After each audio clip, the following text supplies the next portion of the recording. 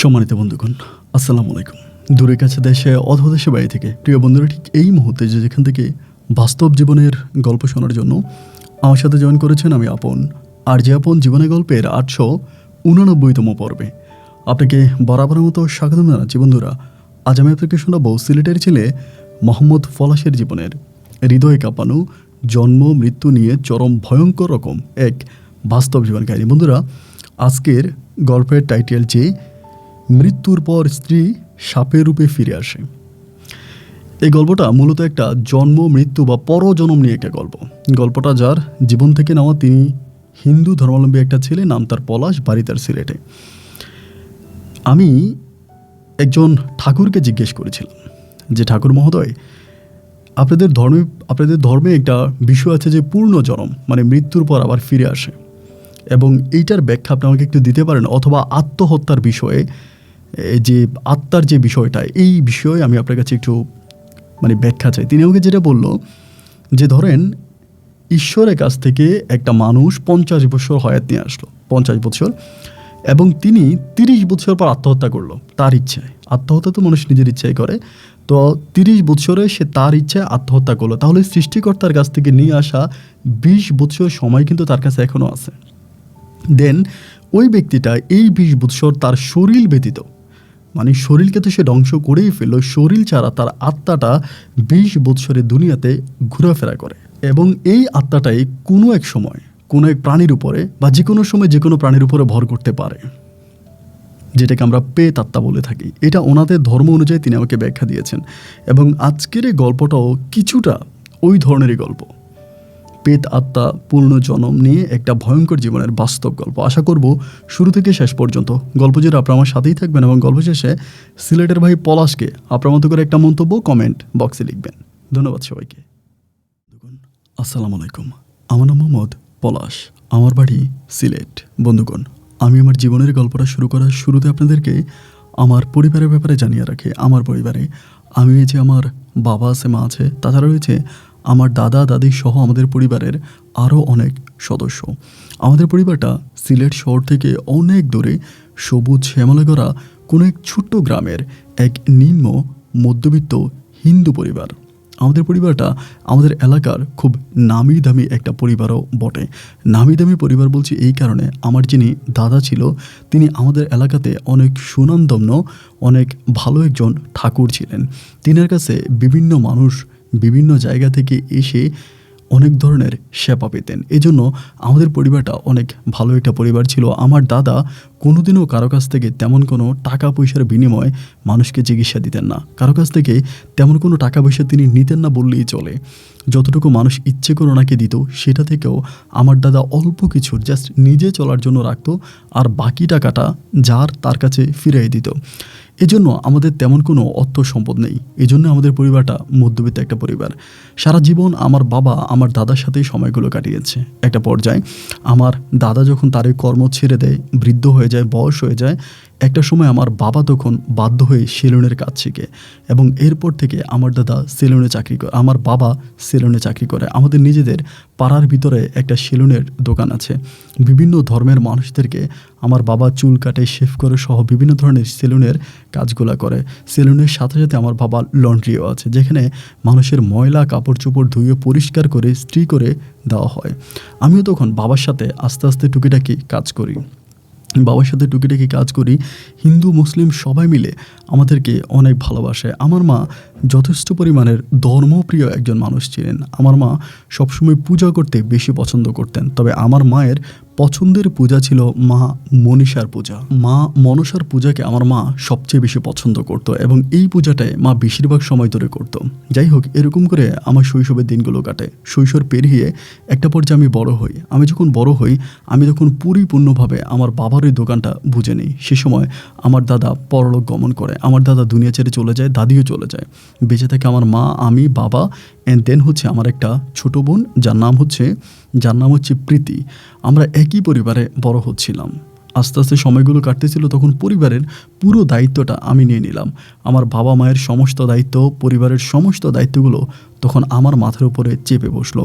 আমি সেই সময় টাকা ইনকাম করার একটাই রাস্তা ছিল, সেটা ছিল আমাদের ওই সেলুনে দিনরাত কাজ করে পরিশ্রম করে আমি টাকা ইনকাম করে পরিবারটাকে চালাতাম। আমার ছোটো বোনটা দেখতে অনেক বেশি সুন্দর ছিল, যার জন্য হিন্দু বৌদ্ধ সব মানুষ মিলে, মানে বিভিন্ন ধর্মের মানুষরা মিলে অনেক ছেলেরাই আমার বোনকে পছন্দ করত এবং রাস্তাঘাটে আমার বোনকে প্রচণ্ড রকমের বিরক্ত করত। এরকম অনেক অভিযোগ আমার বোন আমাদের বাড়িতে এসে দিত। কিন্তু যেহেতু আমরা হিন্দু পরিবার ছিলাম, আর আমাদের গ্রামটা এমন একটা গ্রাম, একই গ্রামে হিন্দু বৌদ্ধ খ্রিস্টান মিলে সবাই আমরা মিলেমিশে বসবাস করতাম। কারোর সাথে কারো ধর্ম নিয়ে কোনো বিরোধ ছিল না, কারোর সাথে কোনো রকমের ঝগড়া বিদ্বেষ হিংসা কোনো কিছুই ছিল না। এরকম একটা পরিবারে যখন আমার বোন এসে মুসলিম ধর্মাবলম্বী বা অন্য ধর্মের ছেলেদের সম্বন্ধে বিচার দিত, আমার বাবা তখন বলতো যে ঠিক হয়ে যাবে, তুই চিন্তা করিস না। এমন করে সময়গুলো কাটতেছে। আমার বোন তখন আমাদের এলাকারই একটা স্কুলে ক্লাস 9-এ পড়ে। আমার বোন কিন্তু, আমি বারবার বলে রাখি, আমার বোন যথেষ্ট পরিমাণের চালাক প্রকৃতি একটা মেয়ে ছিল।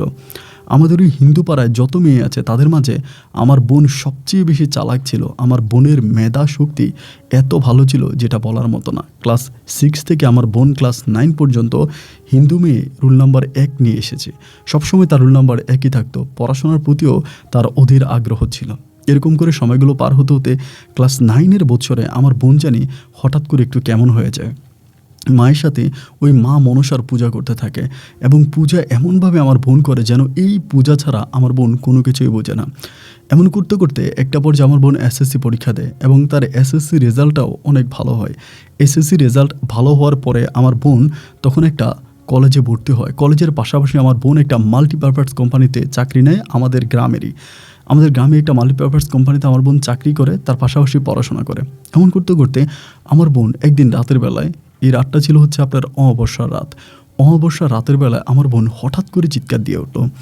এত জোরে চিৎকার দিল, তার চিৎকারের শব্দে আমরা সবাই ঘুম থেকে উঠে গেলাম। উঠে দৌড়ে ওর ঘরে গেলাম। সে ঘরের দরজা লাগিয়ে ঘুমায়। সবাই মিলে যখন ডাকাডাকি করতে শুরু করলাম, একটা সময় দরজা খুললো এবং দরজা খোলার পর আমরা সবাই ঘরের ভিতরে ঢুকে দেখতে পেলাম সে খাটের একটা কোণার ভিতরে বসে আছে এবং তার শরীরের প্রায় অনেক অংশে রক্ত লেগে আছে। রক্তমাখা জামা সে পরে আছে এবং সে মুখে হাত দিয়ে কান্না করতেছে। এটা দেখার পরে সবাই ভয় পেয়ে গেলাম। আমার বাবা দৌড়ে ওকে ধরে জিজ্ঞেস করে, মা তোর কী হয়েছে? আমার বোন তখন ডাগর চোখে আব্বার মুখের দিকে তাকিয়ে চোখের পানিগুলো ফেলতে শুরু করে। মা ওই মুহূর্তে এসে বলে, কী হয়েছে, তুই কী করছিস? আমার বোন কিছুই বলে না। একটা পর্যায়ে আমার বোনকে তখন বাথরুমে নিয়ে যাওয়া হয়। বাথরুমে নিয়ে যাওয়ার পর আমার বোন কাপড় চোপড় পরিষ্কার করে বের হয় এবং বের হওয়ার পর আমার বোন বলে, আমি আজকে এখানে ঘুমাবো না, আমি আম্মুর সাথে ঘুমাবো। আমার মায়ের সাথে তখন আমার বোন ঘুমাইতে যখন আমার মায়ের সাথে আমার বোন গেল, সকালবেলা আমার মা যখন উঠে পূজা করতে শুরু করে, বিশেষ করে মা মনসার পূজা, ওই সময় আমার বোন তখন বাধা দেয়। আমার মাকে বলে যে, মা তুমি এই পূজাটা করো না, এই পূজাটা করলে আমার সমস্যা হয়। আমার মা তখন ভীষণ অবাক হয়ে গেল আমার বোনের দিকে তাকিয়ে, কারণ আমার বোনও তো সবসময় এই পূজাটাই করতো বিশেষ করে, এবং এই পূজাকে আমার বোনও অনেক পছন্দ করতো। তাহলে কেন আমার বোন আজকে মাকে বাধা দিয়েছে যে, মা এই পূজাটা তুমি করো না? আমার মা তখন অবাক হয়ে ওকে জিজ্ঞেস করে, তুই এরকমটা শুরু করলি কেন? কালকে রাতে হঠাৎ করে তোর শরীরে ব্লাড আসলো কোত্থেকে? আর এরকম তুই আমাকে পূজা করতে মানা করিস কেন? আমার বোন নাকি সেই পূজা মণ্ডপে বসে আমার মাকে তখন বলে যে, মা জানো, কালকে সাপটা এসে আমার গায়ের উপর উঠেছে এবং আমার সাথে এমন একটা কাজ করেছে মা, যে কাজের বর্ণনা আমি তোমাকে দিতে পারবো না, যার জন্য আজকে আমার শরীরের এই পরিণতি। আমার মা তখন তাকে বলে, তুই কী বললি? মা মনসার পূজা সবাই করে ভক্তির জন্য, কিন্তু তুই এটা কী বললি যে এটা করলে তোর ক্ষতি হয়েছে? আমার বোন বলে, হ্যাঁ মা, আমার সত্যিই ক্ষতি হয়েছে। আমি তোমার কাছে অনুরোধ করে বলি মা, তুমি আর এই পূজাটা করো না, কারণ এই পূজাটা আমার জীবনটাকে শেষ করে দিয়েছে। আমার মা আমার বোনকে কোনোভাবেই বুঝাইতে পারতেছিল না যে মা মনসার পূজা করা উচিত। একটা পর্যায়ে আমার বোন তো নিজে করেই না এবং মাকেও পূজা করতে দেয় না। দুপুরবেলা সেলুন বন্ধ করে আমি তখন ঘরে খাবারের জন্য আসলাম। খাবার খাওয়ার জন্য এসে দেখি মা আর আমার বোনের মাঝে তুমুল রকমের ঝগড়া। আমার মাও আমার বোনকে দেখতে পারে না এবং আমার বোনও আমার মাকে দেখতে পারে না।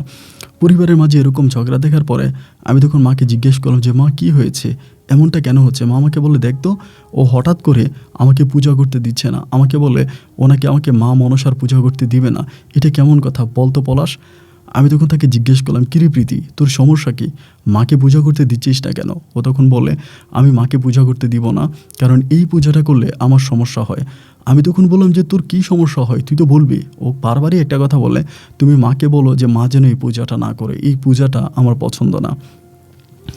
মায়ের সাথে আমার বোনের তখন দ্বন্দ্ব লেগে গেল। অ্যান্ড একটা পর্যায়ে আমার বোন আর এই মা মনসার পূজাটা করে না, কিন্তু আমার মা কন্টিনিউ করতেছিল। এরকম করে প্রায় প্রতি রাতে আমার বোন চিৎকার দেয় এবং তার ওই কাপড়ের ভিতরে রক্ত পাওয়া যায় এবং রাতের বেলায় ও প্রচণ্ড চিৎকার চেঁচামেচি করে।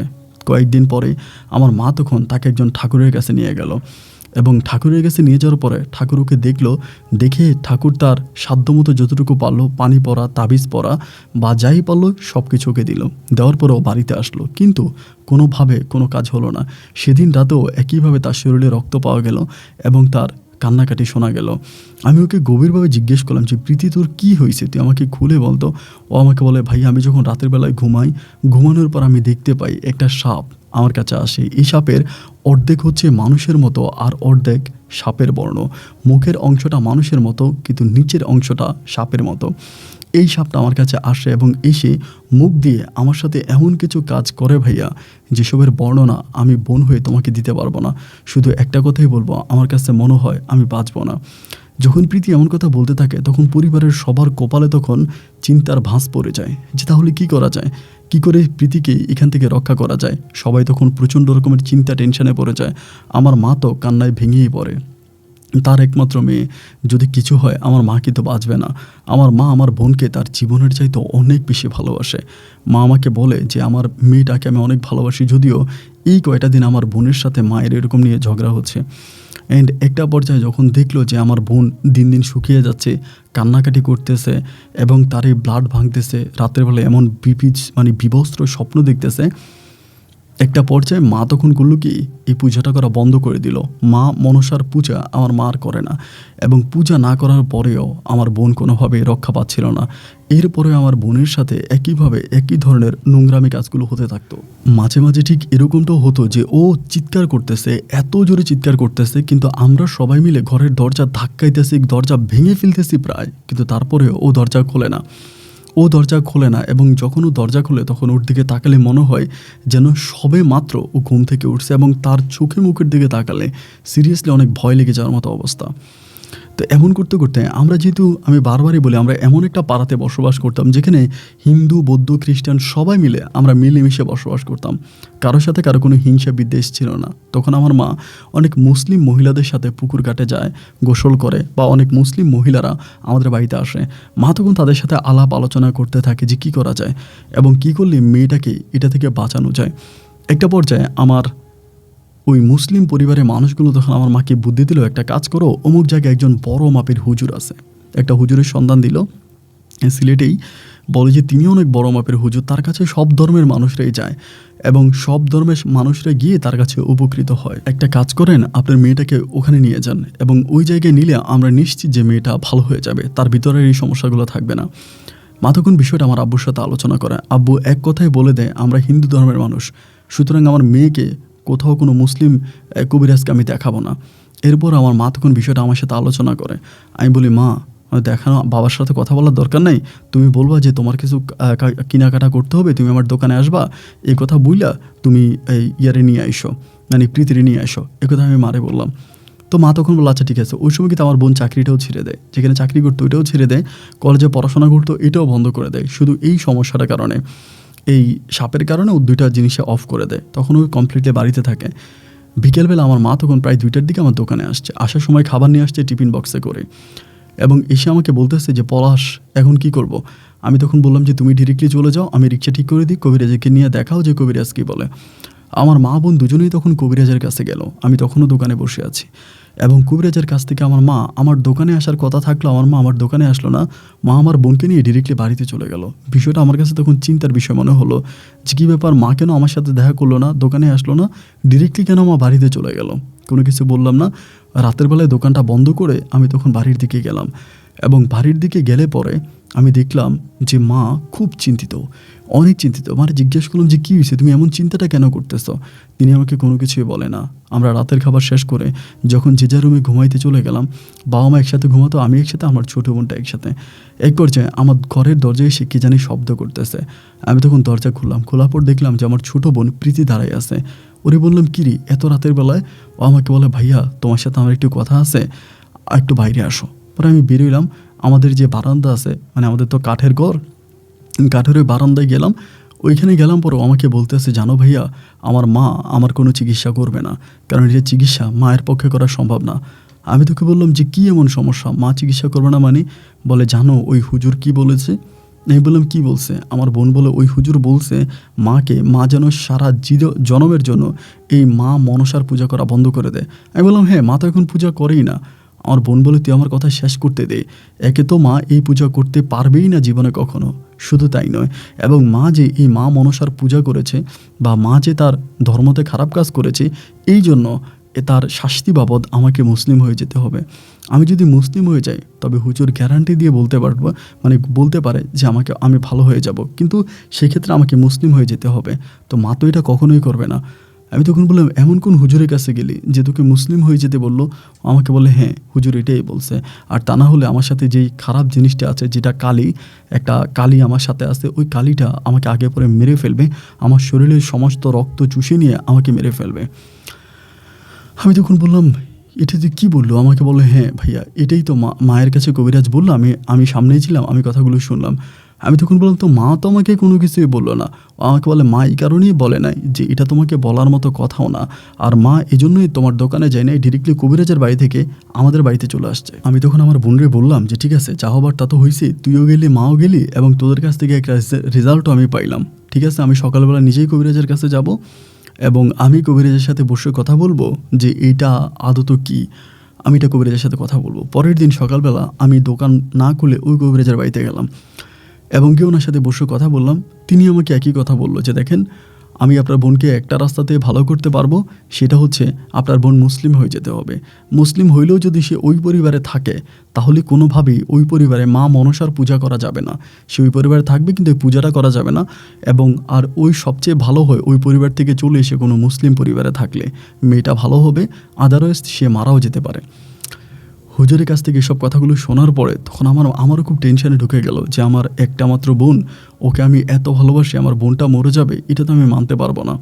এটা তো আমার পক্ষে কোনো অবস্থায় মানা সম্ভব না। মনের ভিতর তখন খুব খারাপ লাগা কাজ করতে থাকে। দোকানে আসছি, আইসার দোকানের কাজ আবার করতেছি, কিন্তু কোনোভাবে কাজের প্রতি কনসাল্ট হতে পারি না, মানে কাজের প্রতি কোনো মনোযোগ আসে না। মনের ভিতর বারবার একটা জিনিসে ঘোরপাক খাচ্ছে যে আমার বোনকে কিভাবে এটার হাত থেকে রক্ষা করা যায়, ওই খারাপ কালির হাত থেকে আমার বোনকে কী করে বাঁচানো যায়। বিশ্বাস করেন, একটা রাতে আমরা ঘুমাতে পারি না। সারা রাত আমার বোনের চিৎকার চেঁচামেচিতে পুরো বাড়ি, পুরো মহল্লা যেন মাথায় তোলে। এবং শুধু আমাদের পাড়ার না, মুসলিম পাড়ার অনেক ছেলেরাও আমাদের বাড়িতে এরকম কান্নার শব্দ শুনে চলে আসে। আমি তখন দোকানে এসে চিন্তা করতেছি যে যাই হোক, আগে হচ্ছে জীবন বাঁচাইতে হবে, পরে যা করছো তা হবে। আমার বোন যদি মুসলিম হয়ে যেতে চায়, আমি আমার বোনকে মুসলিম বানাই ফেলবো। তারপরেও এই খারাপ জিন থেকে বা খারাপ ভূত থেকে, খারাপ কালি থেকে আমার বোনকে আমি রক্ষা করব। ভাই হিসাবে এটা আমার দায়িত্ব। ওই দিন দোকানপাট শেষ করে, দোকানপাট বন্ধ করে রাতে বাড়ি যাওয়ার পরে বোনকে ডাকলাম যে মা বাবা ঘুমাই গেলে তুই আমার ঘরে আসিস, তোর সাথে কথা আছে। আমার বোন কথা মতো আমার সাথে আসছে দেখা করার জন্য। আমি ওরে বললাম যে আমি তো হুজুরের কাছে গেলাম এবং হুজুর তোদেরকে যেটা বললো সেম কথাটা আমাকেও বললো, যদি বাঁচতে হয় তো একটা রাস্তায় খোলা আছে, আর তা হচ্ছে তোকে এটা করতে হবে, তুই মুসলিম হয়ে যেতে হবে, এবং তুই কি এটাতে রাজি আছিস? ও আমাকে বলে, ভাই এটা কীভাবে সম্ভব? আমি বললাম, তুই যদি হয়ে যাস তাহলে আমার কোনো আপত্তি নেই। ও আমাকে বলে, আব্বা আম্মা মানবে? আমি বললাম, আব্বা আম্মা মানার দরকার নাই। ও আমাকে বলে, তাহলে তুমি একটা কাজ করো, আমাকে একটা মুসলিম ছেলে দেখে বিয়ে দিয়ে দাও। আমার বোন এটা আমাকে নিজেই বলতেছে।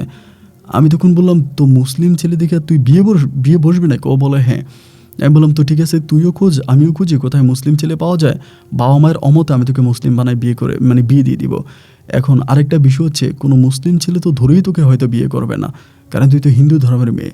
ও আমাকে বল, আচ্ছা ঠিক আছে, আমি তো অফিসে চাকরি করি, অনেকে আমাকে পছন্দ করে, তো তাদের মাঝে কেউ আমাকে বিয়ে করতে চায় কি না, আমি বিষয়টা নিয়ে আলোচনা করব। আমার বোন কিন্তু দেখতে অনেক সুন্দর ছিল, আমি বরাবরের মতোই বললাম। অ্যান্ড তার 2 দিন পরে আমার বোন দোকানে এসে বলে, ভাইয়া আমি যে মাল্টিপারপাস কোম্পানিতে কাজ করতাম, ওখানকার ম্যানেজার একটা ছেলে আছে যার নাম হচ্ছে মনির আমাকে বিয়ে করার জন্য রাজি হয়েছে। আমি যদি মুসলিম হই ও আমাকে বিয়ে করবে, এবং আমার ওই সমস্যার কথা তাকে বললাম। আমি তখন বললাম, তাহলে তো আর কোনো কথাই নেই, মনির ভাই যদি তোকে বিয়ে করতে যায় তাহলে আমার তরফ থেকে তো আমি এক পায়ে খাড়া। ঠিক আছে, আমি ওনার সাথে কথা বলবো। পরে আমি মনির ভাইয়ের সাথে কথা বললাম, এবং তিনিও আমাদের পার্শ্ববর্তী এলাকার মানুষ হলেও তার এলাকার মধ্যে অনেক সুনাম সম্মান আছে, এবং তিনি মোটামুটি একজন ভালো মাপের গণ্যমান্য একজন ব্যবসায়িক, এবং তিনি একটা চাকরিও করে। সব কিছু মিলে তাকে অনেক ভালো একটা অবস্থানের মধ্যে আছে। বাবা মাকে না জানিয়ে আমি তখন আমার বোন, আমি বিষয়টা তখন সর্বপ্রথম আমাদের যে পুনাম থাকে ওনাকে জানাইলাম, মানে আমাদের ধর্মের। ওনাকে জানানোর পরে তিনিও তখন বিষয়টাতে সম্পূর্ণভাবে নাকচ করে দিল, রাজি হলো না। আর এখানে আরেকটা বিষয় বলে রাখা ভালো, আমার বোনকে কিন্তু আমরা কবিরাজ কোথাও বাদ রাখি নাই। বাংলাদেশের যত জায়গায় কবিরাজ আছে সব কবিরাজের কাছে নিছি, কোনো কবিরাজ ওকে ভালো করতে পারে নাই। শুধু একটা মাত্র কবিরাজ বলছে যদি মুসলিম হয়ে যায় ভালো হয়ে যাবে, এটা মুসলিম ধর্মাবলম্বী একজনেই বলছে। তো যাই হোক, বিষয়টা পরে আস্তে আস্তে আব্বা আম্মাকে জানানো হলো। তারা এক কথাই বললো যে না, এটা কোনো অবস্থায় সম্ভব না। মেয়ে যদি মরে যায় তারা মাটি দিয়ে দেবে, কিন্তু তারপরেও কোনো মুসলিম ধর্মাবলম্বী ছেলে কাছে বিয়ে দিয়ে তাকে রোগ মুক্তি করবে না। কোনোভাবেই পরিবারকে রাজি করাতে পারলাম না। এবার সম্পূর্ণ আমি আমার এখতিয়ারে, আমি আমার যুক্তিতে, আমার পরামর্শতে, আমার ক্ষমতায় আমার বোন প্রীতিকে আমি তখন বিয়ে দিয়ে দেই মুসলিম ধর্মাবলম্বী মনির ভাইয়ের কাছে। পুনমের প্রীতির বিয়ে হয়ে যায় মনির ভাইয়ের কাছে, এবং বিয়ে হয়ে যাওয়ার পরে আমার বোনকে তখন তারা নিয়ে যায়। এবং মনির ভাইয়ের বাবা মা এবং তার একটা বোনও আছে, তারা মোটামুটি সবাই ভীষণ ভালো, সবাই ভালো। এবং সবার মতো করে তখন আমার এই বোনটাকে নিয়ে যায় তাদের পরিবারে, বিয়ে শাদী হয়ে যায়।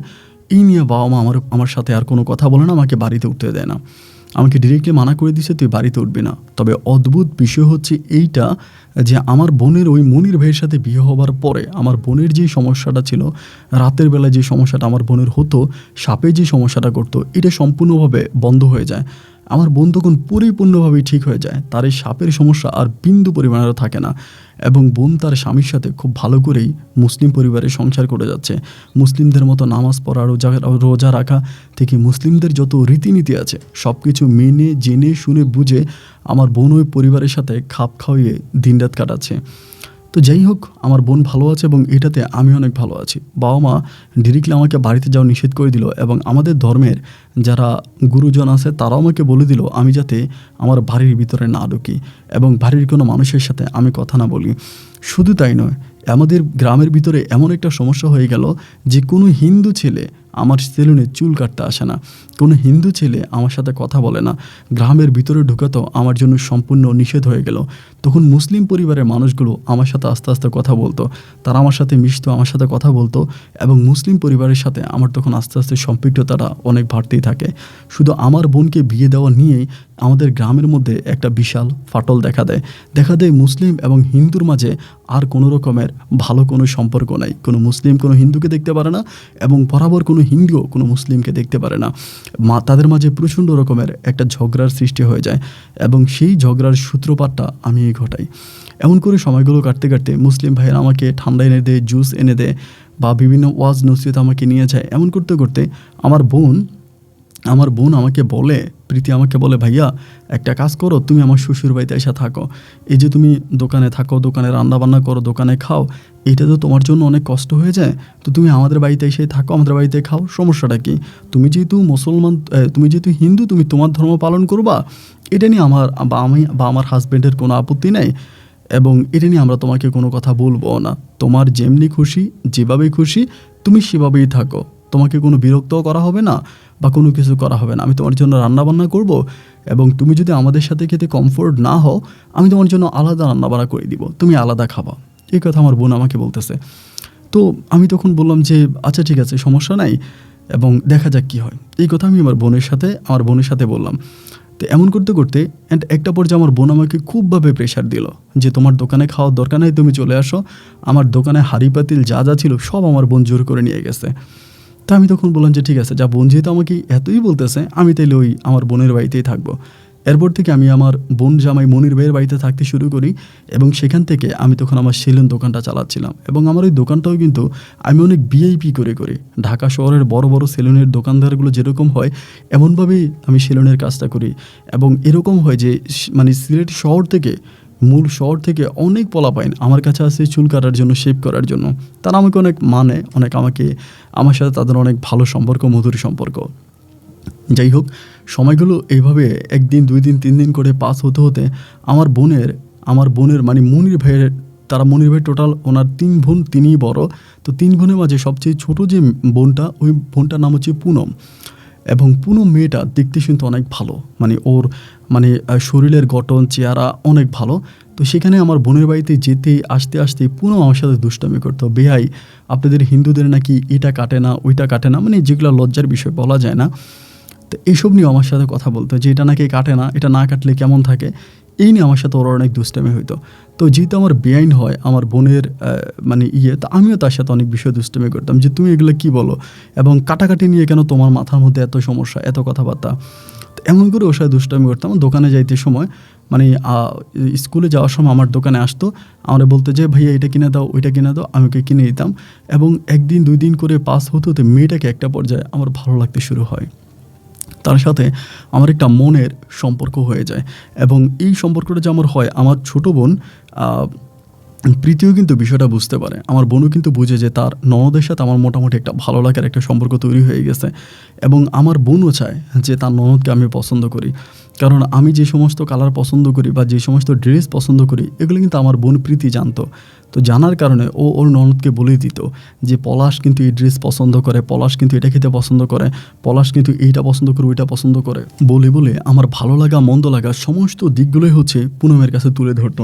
এবং যে জিনিসটা আমার পছন্দ, যেটা আমার ভালো লাগতো, পুনম সবসময় সেই কাজটাই করতো। এইভাবে টাইমগুলো পাস হতে হতে একটা পর্যায়ে পুনমের প্রতি আমার সম্পূর্ণ রকমের ভালোবাসা জমে যায়। যদিও এই ভালোবাসার কথা আমি পুনমকে বলি না এবং পুনম আমাকে বলে না, সেই পর্যন্ত কিন্তু আমি হিন্দু ধর্মই পালন করি। আমি দোকানে আসি, দোকানে এসে হিন্দু ধর্ম পালন করি এবং হিন্দু ধর্ম অনুযায়ী আমি চলাফেরা করি। এমন করে সময়গুলো কাটতে কাটতে আমি হঠাৎ আমার মাথায় এই জিনিসটা চলে আসলো আর কি। আমি জানি না এটা আসলে মানে ভালো হবে না খারাপ হবে, এটা আমি জানি না। তবে মনির ভাই মানুষ হিসেবে অত্যন্ত ভালো। আমি জানি আমি যাই করি মনির ভাই কখনোই আমার বোনকে কষ্ট দিবে না। আমার মা সবসময় কান্নাকাটি করে বলে যে আমার মেয়েটা চলে গেছে এবং আমি আমার মায়ের বুক থেকে আমার বোনকে কেড়ে নিছি। এই জন্য মা সবার কাছে যায়, কান্নাকাটি করে, সবার কাছে বিচার দেয়, আমার কাকিদের কাছে বা এই ঘরে ওই ঘরে বিভিন্ন জায়গায় বিচার দেয় যে পলাশ আমার মেয়েটাকে নিয়ে গেছে। এই জন্য আমার ভিতর হঠাৎ করে কেন জানি মনে হলো যে পুনমকে আমি হিন্দু বানাই ফেলবো, পুনমকে আমি হিন্দু বানাবো এবং হিন্দু বানিয়ে পুনমকে আমি বিয়ে করে আমার বাপ মায়ের কাছে দিব। তাহলে যেমন করে আমি আমার বোন প্রীতিকে আমার বাপ মায়ের কাছে নিয়ে যেই শূন্যটা মানে যেই শূন্য স্থানটা আমি করেছিলাম, এবং সেই শূন্য স্থানটা আমি পুনমকে দিয়ে ফিল আপ করে ফেলবো। পুনমকে আমি ওই শূন্য জায়গায় বসিয়ে দিব, আমার বাবা মা পুনমকে তাদের মেয়ের মতো নেবে। এই জিনিসটা আমার ভিতরে তখন জাগতো। এবং পুনমও আমি একটা বিষয় খেয়াল করে দেখতাম যে আমাদের ধর্মটা অনেক পছন্দ করতো। এই যে আমরা পূজা করি, হোলি খেলি, বিশেষ করে আমাদের বিয়েতে যে আমরা এত মজা করি, 2 দিন ব্যাপী আমাদের বিয়ে হয়, রাতের বেলা আমাদের বিয়ে হয়, এই জিনিসটা পুনমের ভীষণ ভীষণ রকমের পছন্দ ছিল। এই জন্য পুনম মাঝে মাঝে আমাদেরকে বলতো যে আপনাদের বিয়ে হইলে, আপনাদের কোনো অনুষ্ঠান হলে আমাকে নিয়ে যান, আমি যাব। তা আমি তাকে নিয়েও যাইতাম, মানে যে আমাদের ধর্মের কোনো অনুষ্ঠান হলে আমি তাকে সবসময় নিয়ে যেতাম, ও যাইতো। এমন করতে করতে ওর সাথে আমার কথাবার্তা চলতেছিল, দিন রাতগুলো কাটতেছিল। তো এমন করে একদিন হঠাৎ করে পুনম আমাকে বলে যে পলাশ, ওই সময় কিন্তু আমাদের রিলেশন হয়ে গেছে, আমরা কিন্তু রিলেশনে ইনভলভ আছি। ও আমাকে বলে পলাশ, তুমি তো আমার বেয়াই, তোমাকে একটা কথা বলি, তুমি আমাকে হিন্দু বানাই ফেলতে চাও, বা তুমি যদি খুবভাবে আমাকে বলো আমি হিন্দু হয়ে যাব, সমস্যা নাই, কারণ আমি তোমাকে ভালোবাসি। তবে তোমার বোন আমার ভাইকে পাওয়ার জন্য একটা নতুন গেমস খেলেছিল, মানে একটা গেমস খেলেছিল যে গেমসটা তোমাদের পরিবারে কেউ বুঝে নাই। তো তুমি যদি কাউকে না জানাও, তোমার আব্বা আম্মা কাউকে না বলো এবং তোমার বোনকে যদি তুমি বিষয়টা না বলো, তাহলে কিন্তু আমি এটা তোমাকে জানাই দিতে পারি। আমি বললাম ঠিক আছে, আমি এটা কাউকেই বলবো না, কাউকে এটা আমার বলার প্রয়োজনও নাই, তুমি আমার কাছে বলো যে কি আমার বোন কি গেমস খেলেছে। পুনম তখন বলে আমার বোন যে সাপের পূজা, মানে সাপ দিয়ে যে তার এক সমস্যাটা ছিল, যেটা সে সবার কাছে ফুটিয়ে উঠেছিল, যে তার সাথে রাতের বেলায় সাপ আসে, অর্ধেক মানুষ অর্ধেক সাপ, এসে তার সাথে সহবাস করার চেষ্টা করে, তার সাথে খারাপ কাজ করে, শরীরের ব্লাড আসে, তার চিৎকার চেঁচামেচি, এই সবই নাকি তার নাটক ছিল। আমি বললাম পুনম এটা তুমি কী বলো, তার নাটক ছিল? বলে হ্যাঁ, এগুলো সবই ভাবির নাটক ছিল। কারণ ভাবি ভাইয়াকে এতটাই ভালোবাসতো যে যে কোনো কিছুর বিনিময় ভাবি চাচ্ছিল যে ভাইয়া তাকে বিয়ে করো, কিন্তু এটা তো আর আপনারা মেনে নেবেন না বা আপনার বাবা মাও মেনে নেবে না। আর ভাবিও এভাবে সবার অমতে ভাইয়াকে বিয়ে করতে যাচ্ছিল না। এই জন্য ভাবি একটা নতুন পথ অবলম্বন করেছিল। ভাবি ভেবেছিল যে এইভাবে যদি ভাবি অভিনয় করে, তার সাথে সাপ আসে, সাপটার সাথে সহবাস করে, খারাপ সম্পর্ক তার সাথে হয়, মা মনসার পূজা করার কারণেই এরকমটা হয়, এগুলো সবই আসলে মিথ্যা ছিল। ভাবি এরকমটা করে জাস্ট অভিনয় করে যাচ্ছিল আপনার বাবা মা সবাইকে এই ধর্ম থেকে সরিয়ে আনার জন্য, এবং ধর্ম থেকে সরিয়ে এনে সে তার হাজব্যান্ডকে বিয়ে করা, মানে আমার ভাইকে বিয়ে করার জন্য। তো এটাও যেহেতু হলো না, বিভিন্ন জায়গায় যে তাকে কবিরাজের কাছে নিয়ে যাওয়া হইতো, এক এক কবিরাজে এক এক ধরনের কথা বলতো। ভাবি তখন মুচকে মুচকে হাসতো, কারণ ভাবি জানতো যে সবই মিথ্যা বলে। কারণ ভাবি তো মূলত এগুলো অভিনয় করতো ভাইয়াকে পাওয়ার জন্য। ভাবি ভেবেছিল যে এই কাজটা করলে হয়তো আপনারা সবাই মুসলিম হয়ে যাবেন, এবং মুসলিম পরিবার হয়ে যাওয়ার পরে ভাবি আমার ভাইকে বিয়ে করবে। কিন্তু দুর্ভাগ্যবশত কেউ রাজি হলো না, কেউ মুসলিম হলো না। শুধুমাত্র আপনি আপনার বোনের ওই মিথ্যের অভিনয়ের ফাঁদে পড়ে আপনার বোনকে আপনি আমার ভাইয়ের কাছে বিয়ে দিয়েছেন, এবং আপনিও আমাদের পক্ষে চলে আসছেন। কথাটা শোনার পর আমার মাথায় তখন আসমানটা ভেঙে পড়ছে। আমার মন চাচ্ছে আমি যেন আমার বোনকে জিন্দা কবর দিয়ে ফেলি। নিজের ভিতরের রাগগুলো তখন আর সামলাতে পারলাম না। একটা মানুষ এত ভালো অভিনয় করতে পারে এটা আমি কখনো স্বপ্নেও চিন্তা করি নাই। আপন ভাই, আপনি হয়তো বিশ্বাস করবেন না, এরকমও হয় যে আমি যখন দেখতাম আমার বোন চিৎকার করে, আমার বোনের চিৎকারের শব্দে আমরা পাশে দাঁড়িয়ে চিৎকার করতাম। আমি প্রতিটা রাতে আমার বোনের চিৎকারে কাঁদতাম, অথচ ভাই হয়ে আমি ছিলাম পরিপূর্ণভাবে অসহায়। আমার পক্ষে কিছুই করার ছিল না, আমি কোনো কিছুই করতে পারতাম না। অথচ আমি যখন বুঝতে পারি যে আমার বোন এগুলো সবই অভিনয় করেছে, সবই তার নাটক ছিল, আমার ভিতর তখন এক অন্যরকম মানুষের জন্ম হয়। আমার ভিতর তখন মনে হয় যে আমি এই বোনের সাথে আর জীবনে কখনো কথাই বলবো না। আমার জীবন থাকতে আমি ওর চেহারা আর কখনোই দেখব না। ওর মতো নিকৃষ্ট কোনো মানুষ হতে পারে না যে কিনা তার ভাইকে, তার বাবা মাকে, তার মাকে, তার পরিবারকে এইভাবে ঠকাইতে পারে। একটা পর্যায়ে আমি আমার বোনের বাড়িতে যাওয়া বন্ধ করে দিলাম। বোনের বাড়িতে যাওয়া বন্ধ করে দিলাম, তখন পুনম বিষয়টা বুঝতে পারে, এবং বুঝতে পেরে সে আমাকে বলে, এটা কেন পলাশ, এটা কেন? আমি তো তোমাকে ভালোবেসে কথাগুলো বললাম, যাতে তুমি তোমার বোনকে কোনো কিছু না বলো, আমার ভাইকে কিছু না বলো। অ্যান্ড সত্যিটা তোমাকে বলা কি আমার অপরাধ হয়ে গেছে? আমি বললাম, না, আসলে তোমার অপরাধ না, মাঝে মাঝে কিছু অপ্রিয় সত্য আছে যেগুলো সত্য হলেও বলা ঠিক না।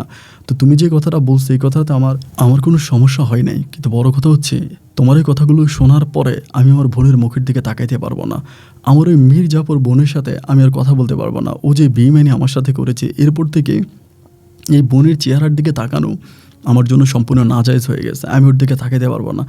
ও তখন আমাকে বলে, প্লিজ তুমি এটা করো না, তুমি এই কাজটা করো না, এবং তুমি যদি এটা করো সত্যি খুব খারাপ হয়ে যাবে, এটা ভালো হবে না, তুমি এই কাজটা করো না। আমি তখন ভাবলাম যে না, আমার বোন যেহেতু এত বড় বেইমানি আমার সাথে করতে পারছে, এবং এই বেইমানির পরিপূর্ণভাবে বিষয়টা পুনম জানে এবং মনির ভাই জানে, তারা জানার পরেও তাদের সাথে আমার এত মধুর সম্পর্ক ছিল, তারাও আমাকে বিষয়টা এত বছর লুকিয়ে রাখছে, এই পরিবারে আমি যাবই না। এবং আস্তে আস্তে আমি সম্পূর্ণভাবে আমার বোনের সাথে যোগাযোগ অফ করে দিই। বিষয়টা তখন সম্ভবত আমার বোন সন্দেহ করে পুনমকে জিজ্ঞেস করে, কিন্তু পুনম সত্য কথা বলে না। মানে পুনম বলে না যে পুনম আমাকে বিষয়গুলো জানাইছে। তাদের ননদ আর ভাবির মাঝে মোটামুটি বিষয়টা নিয়ে একটু একটু কথা কাটাকাটি চলতে থাকে। আমি তখন বাড়িতেও যেতে পারি না, কারণ বাড়িতে যাওয়া তো আমার জন্য সম্পূর্ণ নিষেধ। আমি যে এরকম ঘটনা আমার বাবা মাকে বলবো এমনটাও কিন্তু আমার হচ্ছে না। তো আমি তখন দোকানের মধ্যেই পড়ে থাকি, দোকানেই বসে থাকি, সারাক্ষণ কান্নাকাটি করি। কার জন্য কি করলাম? আমার বোন আমার সাথে বেইমানি করলো, এবং বাবা মা এখন সম্পূর্ণ দোষটা আমার উপরে চাপাই দিল। আমি আমার বাবা মায়ের সাথে বেইমানি করলাম, তারা আমাকে খারাপ জানলো, কিন্তু মধ্যখানে আমার বোন ঠিকই সবার কাছে ভালো রইলো, বা আমার বোন আমার নিজের সংসারের জন্য আমাকে এভাবে কষ্ট দিল। এভাবে মাস 3 কেটে গেল। আমি যাই না, সবসময় পুনম আসে, এসে আমাকে ডাকে, চলো, বা রাগারাগি করে, চিল্লে করে, আমি যেতে চাই না। অ্যান্ড এরকম করতে করতে হঠাৎ করে একদিন পুনম বিষ খেয়ে ফেলে। আর তার ভিতরে একটা কারণও ছিল, পুনমের পরিবার মানে আমার বোন এবং বোন জামাই মিলে পুনমের বিয়ে ঠিক করে ফেলে। এবং পুনম আমাকে কিন্তু এত ভালোবাসতো, পৃথিবীর চাইতে মানে আমাকে বেশি ভালোবাসতো। আমার সাথে 1 মিনিট কথা বলতে না পারলে ও পাগল হয়ে যেত। তার পুরো পৃথিবী ছিল একদিকে, আমি ছিলাম একদিকে। যখন এই বিষয়ের উপরে যখন ওর বাবা মা বিয়ে ঠিক করে ফেলে, ওর ভাই বিয়ে ঠিক করে ফেলে, ও তখন বিষ খায়। রাতের বেলা আমার কাছে ফোন আসে, আমার বোন আমাকে বলে যে, ভাই আমরা তো হসপিটালে, পুনমের অবস্থা ভালো না। আমি তখন হসপিটালে যাই। হসপিটালে গেলে পুনম তখন ডিরেক্টলি সবাইকে বলে যে ওর সাথে আমার সম্পর্ক আছে, এবং আমি ওকে ভালোবাসি, এবং যার জন্য আমি যেন ওকে বিয়ে করি। মানে ও আমাকে পছন্দ করে, আমাকে বিয়ে করতে চায়। এই যখন আমাকে এভাবে বলার পরে মানে ওর বাবা মাও তখন কিছু বলে না। আমার বোন তো তখন বাড়িতে যায়, বাড়িতে গেলে পরে এই বিষয়টা নিয়ে তখন পুনম কিন্তু হসপিটালে থাকে, প্রায় 5-7 দিনের মতো হসপিটাল থেকে ওকে বাড়িতে নিয়ে যাওয়া হয়। অ্যান্ড আমি তখন আর এই পুনমের সাথেও কথা বলি না, ওই পরিবারের মধ্যে আমি আর যাচ্ছি না। যেহেতু এরকম একটা ঘটনা ঘটে গেছে, এরপর তো আর সেখানে যাওয়ার প্রশ্নই আসে না। একটা পর্যায়ে আমার বোন তখন আমাকে ফোন দিয়ে একদিন খুব কান্নাকাটি করতেছে যে, ভাইয়া তুমি এই কাজটা ভালো করো নাই, এটা তুমি ঠিক করো নাই, এবং এটার জন্য আজকে আমার সংসারটা ভেঙে যাচ্ছে, এবং এটা তুমি কি করলা আমাকে বলো। আমি বললাম যে, তুই তো এর চেয়ে বড় বেইমানি করছিস। তখন আমি পুনম আমাকে যা কিছু বলেছে আমি সব আমার বোনকে বলে দিলাম। আমার বোন বলে, আমি তো আমার ভালোবাসার মানুষকে পাওয়ার জন্য এসব করছি, আমি তোকে ভালোবাসি, আমি আমার ভালোবাসার মানুষের সাথে সংসার করার জন্য এগুলো করছি। তো আমার তো এটা অপরাধ না। আমি বললাম, না তুই সবার সাথে বেইমানি করিস, অন্তত আমাকে তো বলতে পারতি।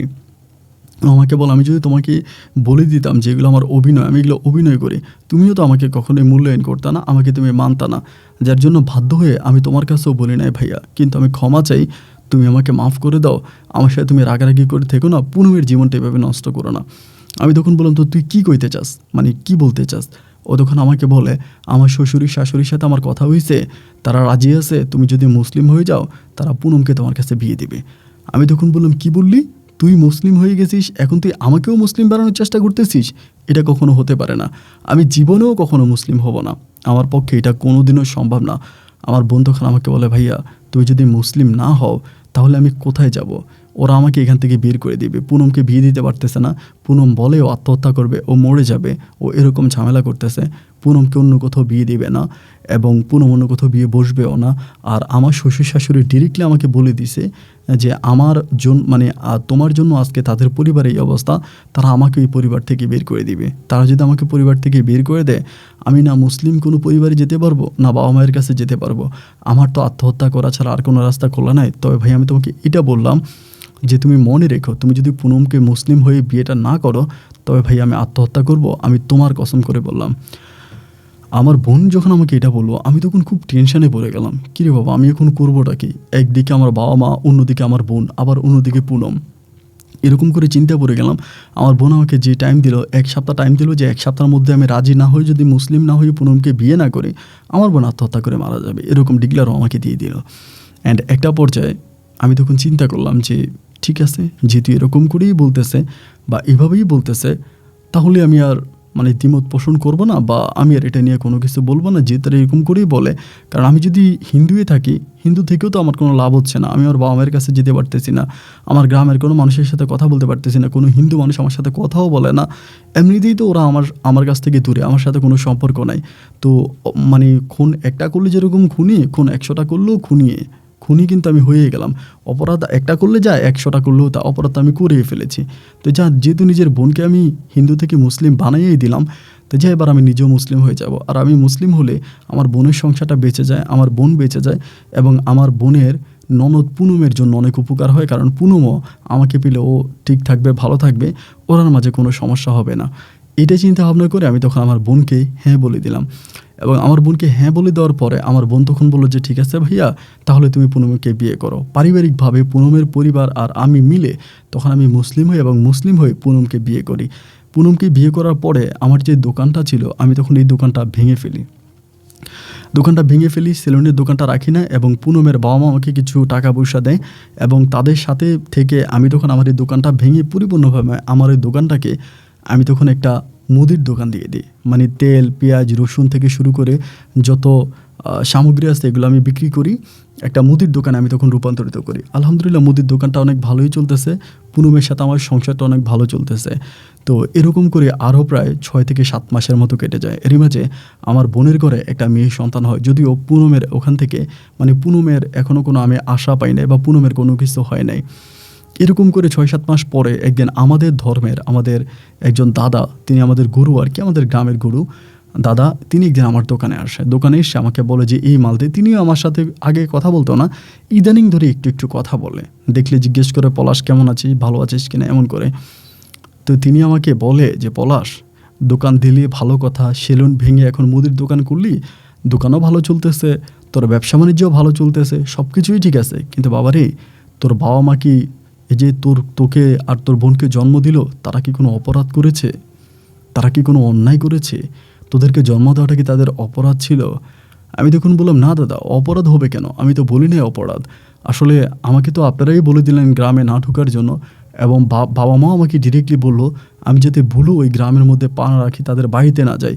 তাহলে আমার তরফ থেকে আসলে কি করা যায়, আমি কি করতে পারি? তিনি আমাকে বলে, বাবা মা যতই রাগ করুক, সন্তান যদি একটাবারের জন্য গিয়ে তার বাপ মাকে জড়িয়ে ধরে, বাপ মা কিন্তু আর ওই রাগ মনের ভিতরে পুষে রাখে না। বাপ মা কিন্তু কোনো সন্তানের জন্য শত্রু না। আমরা তোকে মানা করলাম গ্রামে ঢোকার জন্য, তোর বাবা মা তোকে বললো গ্রামের ভিতরে না যাওয়ার জন্য, তা তুই গেলি না? তুই কেমন সন্তান? তুই আমাদেরকে ওভারটেক করে যদি তোর বাবা মাকে গিয়ে একবার জড়িয়ে ধরিস, তাহলে কি তোর বাবা মায়ের ভিতরে আর কোনো রাগ তোদের জন্য থাকে?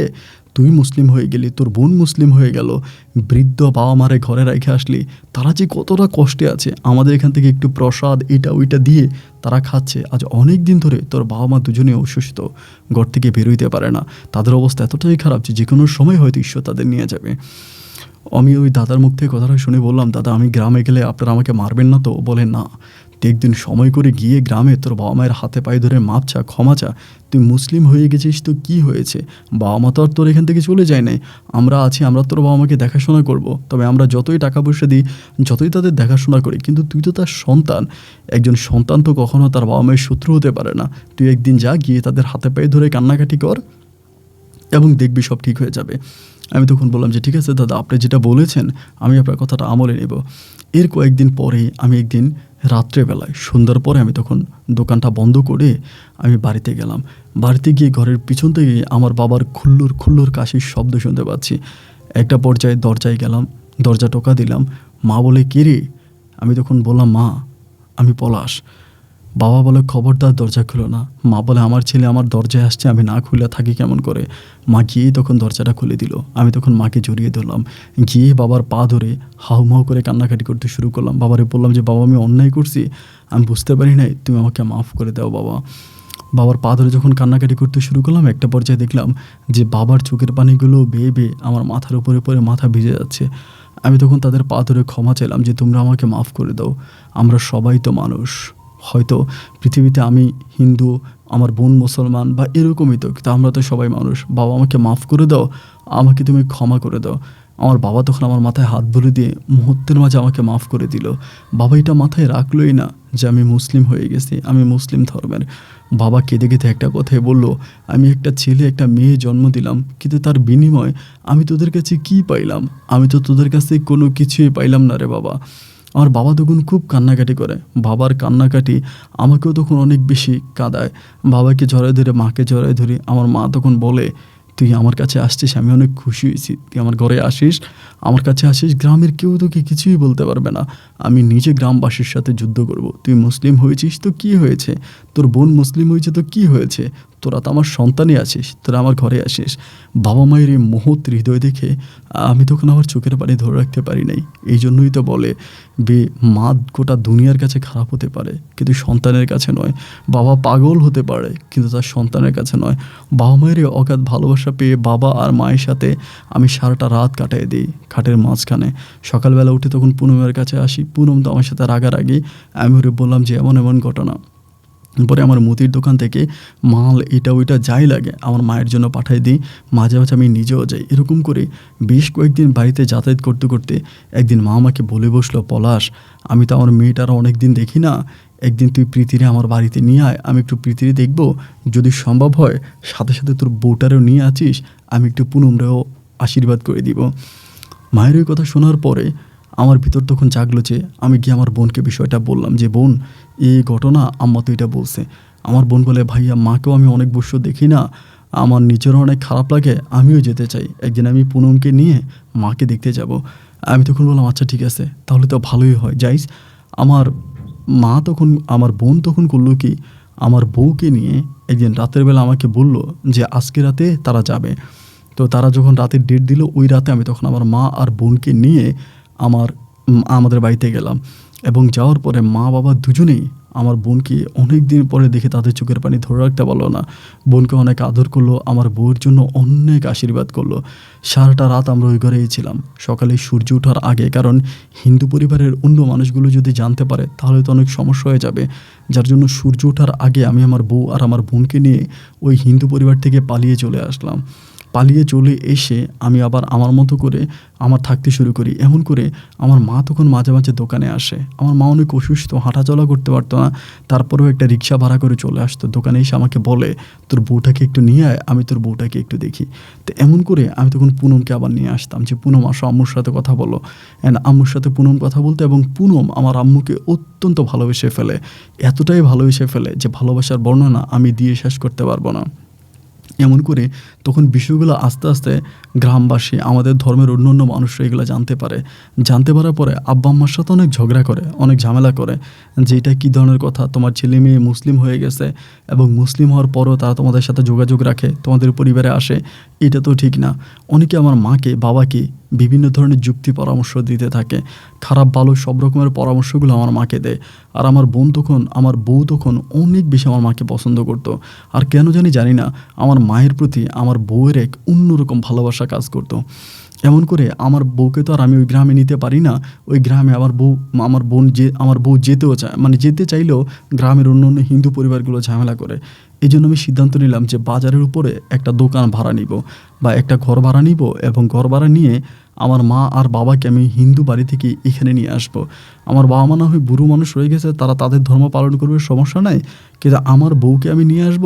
আমার বউ এসে আমার আম্মার সাথে থাকবে, বা আমার বউ আর আমি এক ধর্ম পালন করব, আমার বাবা মা অন্য ধর্ম পালন করবে, সমস্যা নাই, কিন্তু আমরা একই পরিবারে থাকবো। এমন একটা সিদ্ধান্ত নিয়ে আমি তখন আমার বিষয়টা আমার আম্মার সাথে আলোচনা করলাম। আমার মাও তখন আমাকে এই বিষয়ের উপরে খুশি হলো, মানে রাজি হলো। আমার মাও বলে, ঠিকই, গ্রামের মধ্যে থাকতে থাকতে, মানে গ্রামের ভিতর একা একা থাকতে থাকতে আমি আর তোর বাবা অনেক হাঁপাই উঠছি।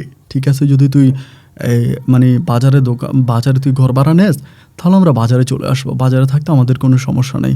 মা তখন আমাকে পরিপূর্ণভাবে ডিক্লেয়ার দিল যে মা বাবাকে নিয়ে চলে আসবে। পরে আমি বাজারের ভিতরে একটা মানে ঘর দেখলাম, ঘরটাও অনেক সুন্দর ছিল, আমার মা থাকার জন্য খুব ভালো, আমার পছন্দ হয়েছে। দেন আমি তখন আমার মাকে এই ঘরে নিয়ে আসলাম। এইখানে আনার পরে মা আর বাবা তখন এই ঘরে থাকতেছে, আমিও থাকতেছি। সাথে সাথে আমি পুনমকে নিয়ে আসলাম। পুনমকে তখন আমার আব্বা আম্মার সাথে রাখলাম, আমার আব্বা আমার সাথে থাকতেছে। তো আমার বাবা মা দুজনেই তো হিন্দু, তারা তাদের ধর্ম পালন করে। তো এই যে মা মনসার পূজাটা নিয়ে যে আমার মায়ের এত সমস্যা ছিল, এবং ওই পূজাটা নিয়ে যে মানে পুনমের মাঝে এত ধরনের সমস্যা জাগছিল, এবং এই ধর্মটার বিষয়ে বিশেষ করে মা মনসার পূজাটাকে নিয়ে অনেক কথাবার্তা তো হলো। এই কথাবার্তাগুলো হওয়ার কারণে এই পুনমের ভিতরে এই মা মনসার পূজা নিয়ে বিভিন্ন ধরনের প্রশ্ন জাগতে শুরু হয়, এবং এই প্রশ্নগুলো পুনম আমার মাকে করার পরে মা তখন আস্তে আস্তে করে পুনমকে বলতে থাকে যে এটা এরকম এরকম এরকম, এবং এরকম সময়গুলো কাটতে কাটতে মাসখানেকের ভিতরে আমি একদিন হঠাৎ করে দোকান থেকে গিয়ে দেখতে পারি যে পুনম আমার মায়ের সাথে বসে বসে এই মা মনসার পূজা করতেছে। বিষয়টা দেখার পরে একদিক থেকে আমার রাগ লাগলো যে পুনম তো মুসলমান হলো, আমাকেও মুসলিম বানালো, তাহলে পুনম কেন এই ধর্মটা পালন করতেছে। আবার ভালোও লাগলো যে আমার মায়ের সাথে বসে এভাবে পূজা করতেছে, বিষয়টা দেখে ভালোও লাগলো। তা না, আমি ওকে কোনো কিছুই বললাম না, হাও বললাম না, নাও বললাম না, এরকম করে আমি বিষয়টাতে চেপে গেলাম। মাঝে মাঝেই পুনম তখন এইভাবে এই পূজাটা করতো। একদিন, 2 দিন, 3 দিন, সবসময় আমার মা পুনমকে অনেক পছন্দ করে, পুনমও করে। তারা বউ আর শাশুড়ি মিলে এই পূজাটা করতে করতে মাসখানেকের ভিতরে খবরটা তখন মনির ভাইয়ের কানে চলে যায় যে ওনার বোন এভাবে আমার আম্মার সাথে পূজা করে একই ঘরের ভিতরে। কারণ অনেক মানুষ থাকেন, তো গ্রামীণ এলাকা, দেখা যায় এইজন কথা চালাচালি করে, এবং 1 কান 2 কান হতে হতে কথাগুলো আমার বোনের শ্বশুরবাড়িতে আমার বোন জামাইয়ের কাছে চলে গেছে। জানার পরে মনির ভাই একদিন আমার দোকানে আসছে, এসে আমাকে বলে, পলাশ, এই ঘটনা, এটা শুনলাম, এটা কতটুকু সত্য? আমি তখন বললাম, ভাই, আমি তো আসলে ওভাবে কোনো কিছুই বুঝি নাই, কিন্তু আমি তো পুনমকে মানা করলাম, কিন্তু এরপরেও তো পুনম এটা করে আমার আম্মার সাথে। তখন তিনি ডিরেক্টলি আমাকে বললো যে আমার বোনকে তোমার আব্বা আম্মার সাথে রাখা যাবে না, আমার বোনকে তোমার আব্বা আম্মার সাথে রাখলে আমার বোন হিন্দু হয়ে যাবে, আমার বোন তার ধর্ম থেকে ধর্মচ্যুত হয়ে যাবে, সুতরাং এটা করা যাবে না, তুমি আমার বোনকে আলাদা রাখো, হয় আমাদের পরিবারে রাখো, না হয় আলাদা রাখো। এভাবে তিনি আমাকে তখন প্রেশার দিল। তা প্রেশার দেওয়ার পর আমি তখন চিন্তা করলাম যে কী করা যায়। একইভাবে আমার বোনও তখন বললো, প্রীতিও তখন বলতেছে, ভাইয়া, এটা নিয়ে কিন্তু আমার শ্বশুরবাড়িতে অনেক ঝামেলা হইতেছে, অনেক সমস্যা দেখা দিতে আছে, তুমি এটা একটু ভালোভাবে দেখো, তুমি পুনমকে আব্বা আম্মার সাথে রাখো না, কারণ আব্বা আম্মা তাকে তার ধর্মচ্যুত করে ফেলবে, তাকে হিন্দু বানাই ফেলবে। আমি তখন চিন্তা করলাম যে বৃদ্ধ বাবা মা, তাদের কাছ থেকে আমি পুনমকে কোথায় নিয়ে রাখবো। কিন্তু দেখলাম যে এটাও সত্য যে পুনম যদি তাদের সাথে থাকে, আমার বউ কিন্তু হিন্দু হয়ে যাবে, তার ভিতরে কিন্তু হিন্দুত্বের কিছু ভাবসাব আমি দেখে ফেলেছি। একটা পর্যায়ে আমি তখন আব্বা আম্মার জন্য একটা কাজের হিন্দু বেটি রাখলাম, আমার বাপ মায়ের দেখাশোনা করার জন্য, তাদের কাপড় চোপড় ধুয়ে দেওয়ার জন্য, তাদের সেবা যত্ন করার জন্য। এবং এক পর্যায়ে আমি তখন পুনমকে এই বাসা থেকে আরেকটা বাসায় নিয়ে গেলাম। ওই বাজারে আমি তখন আরেকটা বাসা ভাড়া করি, সে বাসায় তখন আমি পুনমকে একা একা রাখি। অ্যান্ড এরকম করতে করতে পুনম তখন আমাকে বলে সেই বাসায় থাকতে তার অনেক ভয় লাগে, তার ভিতরে অনেক সমস্যা দেখা দেয়, এটা ওইটা আমাকে বলে। অ্যান্ড একটা পর্যায়ে আমি তখন বললাম যে ঠিক আছে, তুমি থাকো, কোনো সমস্যা নাই, সব ঠিক হয়ে যাবে। তাকে আমি বুঝিয়ে শুনিয়ে অনেক কষ্টের পরে বাজারের ওই দোকানটাতে রাখতে সক্ষম হই, এবং বাজারের ওই ঘরে রাখতে সক্ষম হই। তো বাজারের ওই ঘরেও থাকতে থাকতে এই বাজারের ঘরের ভিতরে তখন ওই পূজাটাও শুরু করে। মানে আগে বাবা মায়ের কাছ থেকে আলাদা করলাম, আলাদা করার পরেও এই মা মনসার পূজা ও করে। ও ধর্ম পালন করে মুসলিম, নামাজও পড়ে, সব কিছু মানে, কিন্তু মা মনসার পূজা করে। এই পূজাটা ও করে এবং ও আমাকে বলে যে এই পূজাটা করতে ওর ভালো লাগে, মানে সাপের সামনে বসে এই পূজাটা করতে ওর ভালো লাগে, ও এই পূজাটা করবে। এটা আমি তাকে কোনোভাবে এই পূজাটা থেকে আমি তাকে সরাইতে পারি না, কোনোভাবেই পারি না, মানে কোনোভাবেই এই পূজাটা থেকে তাকে আমি সরাইতে পারি না। এটাও সরতেছে না, কোনোভাবেই সরতেছে না, কোনোভাবেই এটা তার এখান থেকে সরানো সম্ভব হচ্ছে না। মানে চিন্তা করলাম যে কি করা যায়, মানে আমি কি করতে পারি। এবং এখানে কিন্তু একটা বিষয় আছে, আমি যখন পুনমকে ওই ঘর থেকে নিয়ে আসলাম আব্বা আম্মার কাছ থেকে, আমার মা কিন্তু আমাকে বড় ধরনের একটা অভিশাপ দিয়েছে। আমি যখন পুনমকে নিয়ে আসতেছি, মা আমাকে বলে, তুই আমার কাছ থেকে আমার মেয়েটাকেও নিয়ে গেলি, এখন তোর বউটাকে আমি আপন করে নিলাম, তুই তোর বউটাও আমার কাছ থেকে নিয়ে গেলি। মনে রাখিস, আমি মা মনসার পূজা করার কারণে তুই আমাকে এতটা শাস্তি দিলি, তো মা মনসা তোকে তার সঠিক বিচার দেবে, বা সঠিক শাস্তি মা মনসা তোকেই দিবে। এই কথাটা মা আমাকে বলেছে, এই কথাটা কিন্তু আমার কানে বাজছে। তো আমার ভিতর তখন ভয় লেগে গেল, যেটা আমার জন্য অভিশাপ হয়ে দাঁড়ালো কিনা, মায়ের অভিশাপ হয়ে গেল কিনা। অ্যান্ড একটা পর্যায়ে দেখি যে পুনম এভাবেই ঘরের ভিতরে তখন পূজাটা করতেছে। আমি তখন বললাম যে তুমি কেন এটা ছাড়ো না কেন, তুমি তো আর হিন্দু না, তুমি এটা কেন করো? ও বলে আমি এটা করি, আমার ভালো লাগে, কিন্তু অ্যাজ এ তো আমি মুসলিম, কোনোভাবেই তাকে এভাবে রাখাটা সম্ভব হয় না। একটা পর্যায়ে ও বলতেছে যে ও এটা ছেড়ে দিবে, একটা শর্ত আছে, মা মনসার পূজাও করবে না, একটা শর্ত আছে, আমি যদি এই শর্তটা মানি তাহলে ও এটা করবে। আমি তখন বললাম কী শর্ত? আমাকে বলে, তুমি আমাকে একটা জীবিত সাপ এনে দাও, আমি একটা জীবিত সাপ পালবো এবং আমি এই জীবিত সাপটাকে পালন করব। তুমি আমাকে একটা সাপ এনে দাও, একটা সাপ এনে দিলে আমি মা মনসার পূজা আর করবো না। তাই আমি বললাম যে কী রে, সাপ মানে তুমি হঠাৎ সাপের কথা বলতেছো কেন? আর আমি তো ওকে সাপ আনিয়ে দেবো কোত্থেকে? ও বলে সাপ আনতে পাওয়া যায়, 20 দাঁত ভেঙে আমাকে একটা সাপ এনে দাও, আমি সাপটাকে পালন করব, দুধ খাওয়াবো, আমি আর মা মনসার পূজা করবো না, আমার সাপ অনেক ভালো লাগে। আমি চিন্তা করলাম যে আমি কী করতে পারি, কারণ ওকে তো আমি এটা থেকেও সরাই দিতে পারি না, ওইটা থেকেও সরাই দিতে পারি না, যেদিকেই যাচ্ছি সেদিকেই তার ভিতরে একটা না একটা সমস্যা থেকে যাচ্ছে। আমার বোনের সাথে আলোচনা করলাম, প্রীতির সাথে, প্রীতি আমাকে বলতেছে ভাইয়া সাপ তো পাওয়া যায়, তুমি একটা কাজ করো, 20 দাঁত ভেঙে একটা সাপ এনে ওকে দাও খাঁচায় বন্দি করে। এবং আমি বললাম এই সাপ কখন বাইরে যায়, ওকে ছোবল দেয়, কামড় দেয়। আমার বোন বলে কামড় দিলেও সমস্যা হবে না, কারণ এটা তো আর 20 দাঁত নাই, কামড় দিলেও কিছু হবে না, দাঁত ভেঙে ফেলো, ভেঙে ওরা একটা সাপ এনে দেও, যেহেতু এরকমটাই পাগলামি করতেছে। মানে ওর পুরো ঘরের ভিতরে কিন্তু সাপের ছবি, এই জায়গায় ওই জায়গায় বিভিন্ন জায়গায় সাপের ছবি লাগিয়ে রাখছে। পরে আমি বললাম ঠিক আছে, তাহলে তুমি পূজা করবে না? তো আমাকে বলে না আমি পূজা করবো না, তুমি আমাকে একটা সাপ এনে দাও। তখন কিন্তু আমি মোটামুটি আমাদের ওই গ্রামের বাজারের মোটামুটি অনেক ভালো একজন ব্যবসায়িক, আমার নিজের 3টা দোকান তখন হয়, একটা তো দিই, পরে আর 2টা মুদির দোকান দিই, এবং এই বাজারে সবচেয়ে ভালো ব্যবসায়িক হিসেবে আমি পরিচিত। একবার যে আমি তখন গোপনে আমার বউর জন্য আমি তখন একটা বাইদ্যানী মহিলার সাথে কথা বলি আমাদের চরে, এবং কথা বলে মহিলা তখন আমাকে একটা নর্মাল মাঝারি বয়সে একটা সাপই আমাকে দেয়, সাপটা এনে দেয় যে, এবং এটা খাঁচায় বন্দি করে রাখার মতো, মানে ছোটো ছোটো ছিদ্র মতো, ওইখানে আমি তখন সাপটা এনে দেয়, এবং কীভাবে এটাকে খাওয়াইতে হবে, কীভাবে চর্চা করতে হবে, ওই বেদের মহিলা 3 দিন পর্যন্ত আমার ঘরে থেকে আমার বউকে এগুলো শিখায়। তা আমি ওই ছোট মানুষ মনে করি যে আমার বউ ছোট, তার ভিতরে একটা জিনিস জাগছে, এই জিনিসটা আমি তার পূরণ করব, ওই জায়গা থেকে আমি কিন্তু বিষয়টা মেনে নিয়েছি। তো ওভাবে সিরিয়াসলি কিন্তু আমি বিষয়টা মানি নাই, বা সিরিয়াসলি কিন্তু আমি দেখি নাই। ওর ভিতর যেহেতু জাগছে, ও যেহেতু যেটা করতে চায়, তাহলে ওইটা করুক, আমি ওইভাবেই তাকে আমি তখন সাপটা এনে দিই। এবং সাপটা এনে দেওয়ার পরে ওই তখন খুব ভালোভাবেই সাপটা সেবা যত্ন করতেছে, এবং ওই বেদের মেয়ে যে 3 দিন থাকে, 3 দিন থেকে ওকে যেভাবে শিখিয়ে দিছে এভাবেও কাজ করতেছে, এভাবেও কাজ করে, এবং কাজ করে করে সাপটার সেবা করতেছে, যত্ন করতেছে। বছরখানি কেটে গেল, তার কিন্তু কোনো সন্তানাদি হলো না, কোনো বেবিও হয় নাই, কোনো সন্তান হয় নাই, এবং এই সাপটাকে সে নিজের সন্তানের মতো আদর যত্ন করে, ভালোবাসে, এবং সবসময় এটারে খাঁচা থেকে বের করে রাখে, আবার নিয়ে যায়। এই কথাটা আশেপাশে 2-1টা গ্রামেও কিন্তু জানাজানি হয়ে গেছে, অনেকেই সাপটা দেখার জন্য আসে। কিন্তু ওই যে মা মনসার যে পূজাটা, ওই পূজাটাও ছেড়ে দেয়। এমন করতে করতে কেমন জানি সাপটার প্রতি তার অন্যরকম মায়া জন্মে যায়। এত ভালোবাসা সাপের প্রতি আমি অন্য কোথাও দেখি নাই, মানে তার এই সাপের প্রতি যে ভালোবাসা। এভাবে অনেকগুলো দিন কেটে যাওয়ার পরে একদিন হঠাৎ করে সাপটা মারা যায়। প্রচণ্ড ঠান্ডা থাকে, অনেক ঠান্ডা থাকে, এবং ওই ঠান্ডার ভিতরেই সাপটা একদিন মারা যায়, খাঁচার ভিতরে মারা যায়। ও সকালবেলা থেকে সাপটা মরা। সাপটাকে মৃত দেখার পরে যে ওর ভাই কী হয় আমি বলে বোঝাতে পারবো না। ও হঠাৎ করে কেমন জানি অনেক চসকে যায়, কারোর সাথে আর কথা বলে না, একদম নীরব হয়ে যায়, যেদিকে তাকায় তো তাকায় থাকে, ঠিকমতো ঘুমায় না, খাওয়া দাওয়া করে না, মানসিকভাবে সে কেমন জানি অনেকটাই ভেঙে পড়ে। এই জিনিসগুলো দেখার পরে আমি তখন চিন্তা করতেছি, সে তো এরকম হওয়ার কথা না, আমি তাকে যেরকমভাবে দেখেছি যে এরকম হওয়ার কথা না, এরকমটা কেন হয়ে গেল? খাওয়া দাওয়াও করে না, ঘুমায়ও না, কারোর সাথে কোনো কথাই বলে না, একেবারে একঘরোয়া গম্ভীরভাবে সময়গুলো কাটাচ্ছিল। এইভাবে দিন আর রাতগুলা কাটতে কাটতে একটা পর্যায়ে সে কেমন জানি একটু পাগল পাগল স্বভাবই হয়ে গেল। এই পাগল স্বভাবই হয়ে যাওয়ার পরে আমি তখন তাকে বাড়িতে নিয়ে গেলাম। এখান থেকে আমি তখন তাকে বাড়িতে নিয়ে গেলাম। আমার বোন জামাই, এরপরে হচ্ছে তাদের যেই বাবা মা ছিল ওইখানে তাকে নিয়ে গেলাম। এবং নিয়ে যাওয়ার পরেও সে জানি কেমন পাগল পাগল স্বভাবে রাতের বেলা আমার সাথে শুইলে কামড় দিয়ে থাকে। এরপর আমাকে বলে, তুমি আমার সাপ, তুমি আমার সাথে থাকো। মানে একেবারে সম্পূর্ণভাবে কিছুদিনের মাঝে তার ভিতরে এই সাপ সাপ করতে করতে এক ধরনের পরিবর্তন চলে আসলো। মানে সম্পূর্ণভাবে সাইকো হয়ে গেল, পাগল হয়ে গেল। এবং এভাবে মাস 6 কেটে গেল। আমি তাকে ভালো করার জন্য অনেক হুজুর কবিরাজ অনেক জায়গায় নিয়ে গেলাম, কিন্তু তাকে আমি আর ভালো করতে পারলাম না। এবং ভালো করতে না পারাতেই একদিন হঠাৎ করে রাতের বেলায় ও আর আমি একসাথেই ঘুমাইছি। ও আমাকে সাপের মতো করে আমাকে পেঁচিয়ে পেঁচিয়ে ঘুমাইতো। এটা আমার কাছে খুব খারাপ লাগতো। তাই তারপর আমি তাকে কিছু বলতাম না, সাপের মতো করে জিহ্বা বের করে থাকতো, বেশিরভাগ সময় এই জিনিসগুলো করতো। অ্যান্ড একটা পর্যায়ে ও তখন রাতের বেলায় আমার সাথে কোনো ঝগড়া হয়নি, কোনো ঝামেলা হয়নি। আমি তখন আমার শ্বশুরবাড়িতেই থাকতাম। আমার শ্বশুরবাড়িতে তখন আত্মহত্যা করে। রাতের বেলায় ফ্যানের সাথে ফাঁসি দিয়েও মারা যায়।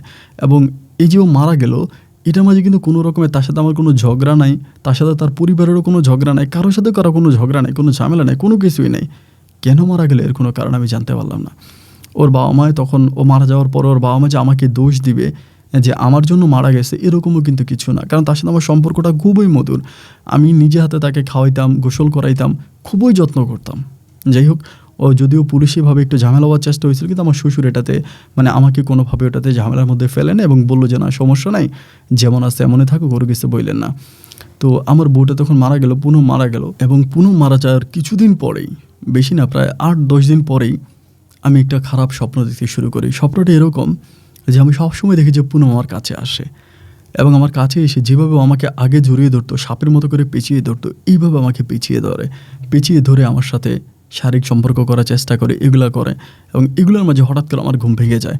এবং ঘুম ভাঙলেই পরে যেই সাপটা মারা গেছে, এই সম্পূর্ণ ওই সাপটাই আমি কখনো দেখি জানালার পাশে দাঁড়ায় আছে, মানে জানালার পাশে আছে, আমি দেখলে টুপ করে জানালা দিয়ে নিচে পড়ে যায়, অথবা দেখি যে খাটের নিচ থেকে বেরিয়ে আসতেছে, আবার দেখি যে খাটের ভিতরে চলে আছে। এই সেম সাপটা আমি দেখতে পাই। এইভাবে যখন 2-3 দিন ধরে এই স্বপ্নটা দেখতে পাই, মানে কিছু কী করবো বুঝতে পারতেছিলাম না। বোনকে বলি, বোন আমাকে বলো ভাইয়া কবিরাজ দেখাও। আমি কবিরাজের কাছে যাই, কিন্তু কবিরাজের কাছ থেকে তাবিজ, পানি পড়া অনেক কিছু আনি, তো কোনো কাজ হয় না।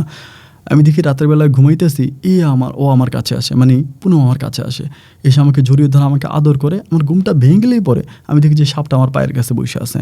আবার লাথি মারি বা করে দেখি যেটা নাই, মানে মুহূর্তের মধ্যে উধাও। বিভিন্ন জায়গায় দেখি, এইখানে দেখি আছে, ওইখানে দেখি নাই, এখানে দেখে আছে, ওইখানে দেখি নাই, কোনো জায়গায় আমি ওটাকে দেখতে পাই না। সর্বশেষ আমি পাগলের মতো হয়ে যাই। আমার যে ব্যবসা প্রতিষ্ঠান ছিল এগুলো প্রায় সব বন্ধ হয়ে যাওয়ার মতো, মানে কোনো কিছু আমি ঠিকমতো চালাইতে পারি না। এবং আমি আমার বাবা মা দুজনেই খুবই কষ্টে সময়গুলো কাটতে কাটতে একটা পর্যায়ে আমার এই অবস্থার ভিতরে আমার মা জননী মারা যায়। আমার আম্মা মারা যায়। মারা যাওয়ার পরে হিন্দু ধর্ম অনুযায়ী যেভাবে হয় এইভাবে আমার মায়ের আমরা দহ করি, মাকে মানে করি, চিতাই দিই। এবং আম্মার শেষ হয়ে যাওয়ার, আব্বু তখন খুবই বয়স্ক থাকে, আব্বু তখন সাথে থাকে। আমি তখন আর আমার শ্বশুরবাড়িতে না থেকে আমার আব্বার সাথে থাকতে শুরু করি। আমার আব্বা ওনার ধর্ম পালন করে, আমি আমার ধর্ম পালন করি। এইভাবেই সময়গুলো কাটতে কাটতে একটা পর্যায়ে আমি এও দেখলাম যে আমার ভিতর থেকে এই জিনিসটা কোনোভাবেই কাটতেছে না। এবং একবার যে আমার বোন তখন ধরে করে আমাকে আরেকটা মুসলিম মেয়েকে বিয়ে করালো, জোরপূর্বক একটা মুসলিম মেয়েকে বিয়ে করালো, যদিও আমি করতে চাই না। কিন্তু যে মুসলিম মেয়েটাকে বিয়ে করলো সেই মেয়েটাও একই কথাই আমাকে বলে যে আমার সাথে ঘুমাইলে সে দেখে সাপ দেখে। সে ধরনের প্রস্রাব করতে ঘুম থেকে উঠতে দেখে যে ঘরের দরজায় সাপ বসে আছে, বারান্দায় সাপ বসে আছে, এইগুলো দেখে সে খুব ভয় পায়। এবং আমিও রাতের বেলা চিৎকার দিয়ে উঠি, আমিও সাপ দেখি। এমন করতে করতে মেয়েটা আমাকে ডিভোর্স করে চলে যায়। আমার সাথে 9 মাসের মতো থাকে। আমার একটা বাচ্চাও হয় তার পেটে। ওই বাচ্চাটাকে নিয়েও আমাকে ডিভোর্স করে। বেবিটাকেও আমাকে আর দেয় না, বেবিটাকেও নিয়ে যায়। এবং এরই মাঝে আমার যে ব্যবসা প্রতিষ্ঠান ছিল, দোকানপাট, বিজনেস যা ছিল সব বন্ধ হয়ে যায়। আমার নিজের আর কোনো বিজনেস থাকে না। আমি পরিপূর্ণভাবে 3টা দোকান বন্ধ হয়ে যায়। এবং আমার বোন তার শ্বশুরবাড়িতে মোটামুটি ভালো আছে, তার বাচ্চা কাচ্চা সব কিছু হইলো। এবং আমার বাবা আর আমি আছি। আমার বাবা এখন অনেক বয়স, ওনার অনেক বয়স হয়েছে। আমি এই বাবার দেখাশোনা করি, বাবার সেবা যত্ন করি, বাবাকে খাওয়াই, বাবাকে গোসল করাই, বাবার সাথে আছি। অনেকেই হিন্দু যে পিসিরা আছে, আমার যে হিন্দু আত্মীয় স্বজনরা আছে, তারা আমাকে একটা কথাই বলে, মা মনসার যে অভিশাপ এটা আমার উপরে লেগে গেছে। আমার মা যে আমাকে অভিশাপ দিয়ে গেছিলো, সে অভিশাপটা আমার উপরে লেগেছে। এবং মায়ের ওই অভিশাপে আমার জীবনটা আজকে অভিশপ্ত, যার জন্য আর কোনো আমার বিয়েও হলো না, কোনো সংসারও হলো না। আমি এখন মধ্যবয়স্ক একজন মানুষ। আর কতদিন বাঁচবো তা জানি না, তবে আমি আমার বাবার অনেক সেবা যত্ন করি। অনেক আমার শ্বশুরবাড়িতে গেলে অনেকে আমাকে বলে, মানে পুনমের বাড়িতে গেলে আমার বোন জামাই বলে বাবাকে আমি যেন কলমাটা পড়াই যেন বাবাকে আমি অন্তত কলমাটা যাতে পড়ে, অনেকে বলে। আবার এদিকে আমার বাবা তার ধর্ম মৃত্যুর পর্যায়েও সে তার হিন্দু ধর্ম খুব ভালোভাবে পালন করতেছে, হিন্দু রীতিনীতি সে মানতেছে। আমি আমার মতো করে মুসলিম ধর্ম পালন করি। তো আমাদের পরিবারটা এমন একটা পরিবার হয়ে গেল, আমার বোন তার জীবনে শান্তি পাইল, কিন্তু আমি আমার জীবনে কোনো শান্তি পাইলাম না। এবং বেশ কিছুদিন ধরে আমি আপনার স্টোরিগুলো পাই, এগুলো শুনি। আমার দোকানপাট ব্যবসা বাণিজ্য তেমন কিছুই নেই। আমার বোন আমাকে মাঝে মাঝে কিছু টাকা দেয়, ওইগুলো দিয়ে চলি এবং বাবার সেবা যত্ন করি। আমাদের গ্রামে যে হিন্দুর যে জায়গাটা ছিল, আমাদের ওই জায়গাটা বিক্রি করে দিই, বিক্রি করে কিছু টাকা পয়সা ছুটে দিয়ে আব্বাকে দিয়ে চলতেছি। আমার পায়ের নিচে মাটি নেই আর মাথার উপরে আসমান নাই। খুবই অন্ধকারচ্ছন্ন একটা জীবন আমার কাটতেছে। জীবনে কোনো সুখ নাই, শান্তি নাই, ভালোবাসা নাই। জানি না এই মরা জীবন নিয়ে আর কতদিন টেনে বেড়াবো। সবাই একটা কথাই বলে যে আমার মাকে আমি অনেক কষ্ট দিয়েছি, মায়ের কাছ থেকে আমি অভিশাপ পেয়েছি, এটাই বলে। এবং মায়ের অভিশাপই নাকি আজকে আমার এই জীবনটা অভিশপ্ত। আপন ভাই, জানি না এটা কিসের শাস্তি আমি পাচ্ছি, এবং এখন পর্যন্ত এই সমস্যাটা আমার মাঝে আজও আছে। আমি আজও সেই একইভাবে স্বপ্ন দেখে যাচ্ছি। এমন কোনো রাত নাই যে আমি পুনমকে স্বপ্নে দেখি না এবং ওই সাপটাকে আমি দেখি না। পুনম রাতের বেলায় আসে, এসে আমার সাথে এই ধরনের সম্পর্ক করে, এবং সকালে আমি বিভিন্নভাবে সাপটাকে বিভিন্ন জায়গায় দেখতে পারি। যে রাতে দেখি তাও না, অনেক সময় দিনের বেলা আমি রাস্তা দিয়ে হেঁটে যাচ্ছি, নীরব রাস্তা, কেউ নেই, আমি দেখি যে গাছের উপরে সাপটা ঝুলে আছে। আমি দূর করি, আমার সাথে কেউ থাকলে ও যদি ওরে বলে যে দেখ সাপ দেখ, আমি দেখি ও দেখে না। তো অনেক হুজুর কবিরাজ অনেকের কাছে গিয়েছি, কুমিল্লা তো একটা কবিরাজের কাছে গিয়েছি, কিন্তু কোনোভাবে আমি নিজেকে ঠিক করতে পারি না, ভালো করতে পারি না। আমি ইন্ডিয়াতেও কবিরাজ দেখানোর জন্য গিয়েছি, 2022 সালে ইন্ডিয়াতেও গিয়েছি, বাট আমি ইন্ডিয়ার কবিরাজও আমাকে একইভাবে অনেক কিছু দিয়েছে, ওগুলোতে আমার কোনো কাজ হয়নি। আমি ইন্ডিয়াতে গিয়েও এই স্বপ্নটা দেখতাম এবং আমি সাপটাকে দেখতে পাইতাম। আজ আমার জীবনটা এইভাবেই কাটতেছে। তো আপনার কাছে এই কথাগুলো এটাই বললাম। অনেকে বলে আমার জীবনটা নাকি অভিশপ্ত একটা জীবন, এবং কি সত্যি অভিশাপ, মায়ের অভিশাপের কারণে আমার এমন হচ্ছে নাকি অন্য কিছু আজও বুঝতে পারে না। আপনার জানা মতে যদি ভালো কোনো কবিরাজ বা যে কোনো ধর্মের কেউ থেকে থাকে, আমাকে একটু আপনি ঠিকানা দিবেন, আমি অন্তত শেষবার মতো ওনার কাছেও একটু যেতে চাই। আপন ভাই, ভালো থাকবেন। আমার তরফ থেকে আপনার জন্য দোয়া, ভালোবাসা। আসসালামু আলাইকুম।